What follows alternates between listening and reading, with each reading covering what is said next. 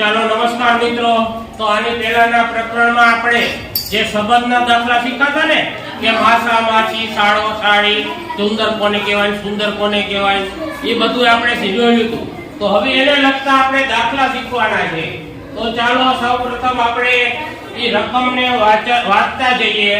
એક ફોટોગ્રાફ તરફ આંગળી સીધીને મિલન। તો એક મિલન છે, કોણ છે? મિલન। અને ઈ છે ફોટોગ્રાફર તરફ આંગળી સીધે છે, કોની તરફ? ફોટોગ્રાફર।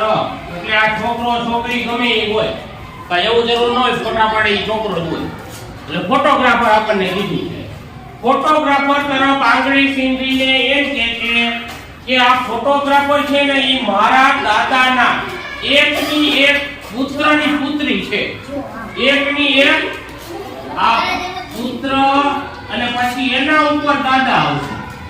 તો દાદા એનો એક પુત્ર અને એની એક ને એક પુત્રી। તો આ પુત્રી થઈ ગયું